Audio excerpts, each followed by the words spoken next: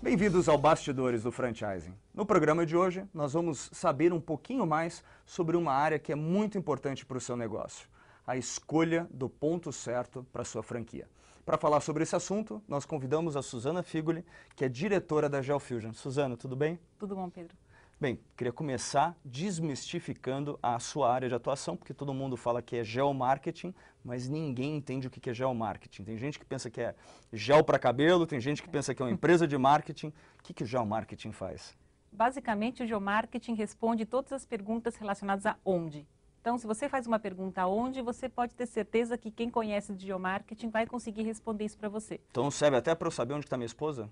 Também, por que não? Técnicas de geolocalização servem também para você achar as pessoas. Mas no caso, na prática, no mundo do franchise, no varejo, é para localizar ponto. É para localizar ponto. Localizar o ponto, localizar o seu consumidor, localizar onde você pode vender, localizar onde você não deve estar. Então, são essas questões geográficas, por isso que é geo, de geografia, marketing, de aspectos mercadológicos, na verdade. E quais são os conhecimentos necessários, quais são as coisas que a gente deve levar em consideração quando estamos fazendo uma seleção de pontos? Bom, tem uma série de coisas muito importantes, mas acho que a primeira é assim, quando a pessoa pensa num ponto, ela normalmente pensa no imóvel. Já pensa numa escala, digamos assim, pequena, não que seja um problema pequeno, é um problema grande, mas vai direto ao ponto. Eu acho que o que você tem que levar em consideração é que você não pode fazer isso. Então, para escolher um ponto, você não pode ir direto ao ponto. Mas o normal é você olhar o ponto, né? Olhar o imóvel. E por que não deve fazer isso? Se você olha o imóvel pode ser ótimo. Tem uma parede, a janela, o telhado, tudo perfeito para o que você quer colocar. Está no tamanho certo, está no valor do aluguel que você pode pagar. Então, isso quem tem que se preocupar é o arquiteto, que vai falar se aquele ponto é apropriado. Mas isso não é um bom ponto, isso é um bom imóvel. Mas você não pode pegar esse imóvel e esquecer onde ele está. Porque é onde ele está que vai te dar o potencial de vendas. Então, você precisa olhar onde está este ponto. O bairro, a região, a cidade, é o potencial disso que vai fazer o seu ponto ser bom ou não. Então, o primeiro grande aprendizado para quem vai procurar um ponto... é não olhar o ponto. É não olhar o ponto. Exatamente. Né? Ou olhar assim, é olhar o ponto em vez de olhar o imóvel. Eu brinco que assim, se você tivesse que escolher uma ferramenta, então normalmente as pessoas pensam, vou pegar uma lupa para escolher o melhor ponto. Falo, não olhe, não pegue uma lupa, pegue um binóculos. Com binóculos você vai conseguir olhar a região como um todo, entender se é ali que tem o seu público-alvo. Depois você se preocupa em escolher o melhor ponto. Depois que a pessoa já entendeu que ponto é ponto, imóvel é imóvel, qual que é o próximo passo? Ele tem que entender o seu negócio, porque é um negócio, você entendendo o seu negócio que você vai saber se aquela região, aquele ponto é bom para você. Então você precisa entender o tipo de público que frequenta para você saber se aquele tipo de público existe naquele local. Dá um exemplo para mim.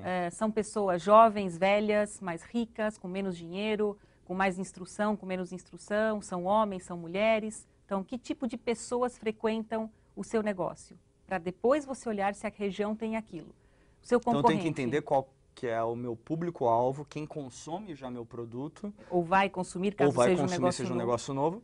E ver se naquela região, onde que eu estaria inserido, tem aquele público. Tem aquele público. E muitas pessoas meio que desconhecem o público que elas vão atender. Porque ela está olhando só o imóvel, dela só olha se o imóvel é bonito. Ela acha que o negócio dela, sei lá, se ela vai vender bolos ou sapatos ou roupas, tanto faz. Todo mundo precisa de roupas, todo mundo precisa de sapatos, e não é bem assim, né? Você tem o mesmo sapatos, você tem sapatos para diferentes tipos de pessoas. Então, você tem que entender muito do seu negócio para realmente escolher a melhor região e depois se preocupar com o imóvel.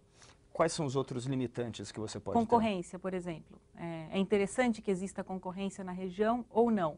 Depende do tipo de negócio que você tem, concorrente é importante. Então, sempre pensar no seu cliente. Então, por exemplo, para comprar móveis, se o seu negócio é vender móveis para as casas, as pessoas que vão comprar móveis, elas vão comprar no seu negócio e vão embora ou sempre vão querer comparar preço ou modelo com concorrentes?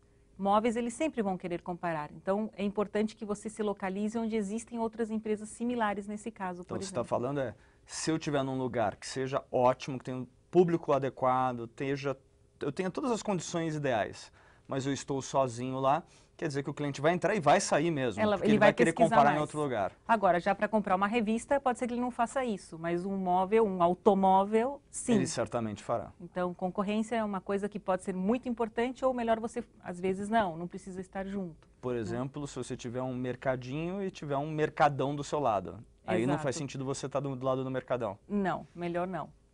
Normalmente eles acabam morrendo do lado dos mercadões. Sim, por preço, etc e tal.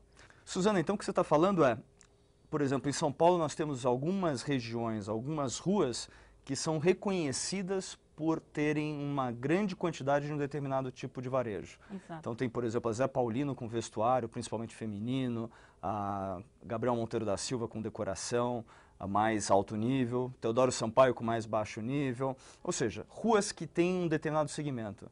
E nesse sentido, é muito bom para o negócio estar lá, porque você consegue entrar e sair de um comércio e de outro, já ter a comparação e quem sabe já voltar e comprar. E aí nesse caso realmente é muito bom. Aí a concorrência é muito positiva. Quando que não é bom estar junto com eles? Quando um outro tipo de negócio que não precisa, que você se coloca como consumidor final, que você não precisa fazer essa comparação. Então vamos pensar livraria, por exemplo. Você entra numa livraria, agora tem as mega stores, as maiores, né? Então você pode resolver o que você quer comprar ali. Você necessariamente, só se for um livro muito específico, mas você poderia entrar e resolver. Se tiver uma do lado da outra, elas não vão vender mais por estar uma do lado da outra, né? Bastaria uma para suprir O competidor lá é o livro com livro mesmo, livro né? com livro. Dentro da livraria. Você Exatamente. vai escolher ou A, ou B, ou C, ou dois deles. Então, uma série de negócios são assim. Você tem, o consumidor tem um certo dinheiro no bolso. Então, ele vai comprar só um. Só que, em alguns casos, ele precisa fazer as comparações para tomar a melhor decisão. Se ele não compra em você hoje, ele pode vir a comprar amanhã. Outras coisas não, ele já vai resolver na hora. Entender o negócio também significa saber direito qual que é o tempo de caminhada ou de trânsito para chegar naquele ponto? Isso que você falou, assim, é o primeiro passo para você não errar na seleção de um ponto, que na verdade é um conceito que se chama área de influência. Então, o que é uma área de influência? É uma região ao redor do ponto que é onde se concentra a maior parte dos consumidores daquele negócio. E o andar, exatamente isso. Então, quanto que eu, você, qualquer um está disposto a andar para fazer uma compra num determinado local? Se for um cafezinho, você vai estar disposto a andar, de repente, 5 minutos. Se você for comprar um automóvel, você pode, de repente, atravessar a cidade. Então, o andar é o que vai definir essa região do entorno do ponto. Isso depende de produto para produto. Negócio para negócio. Olha Você só. tem que saber isso muito bem. Existe ponto micado no geomarketing? Eu particularmente acredito que não existe ponto micado, assim. Acho que eu protejo muito essa questão do ponto, que para mim assim, é como se fosse um filho.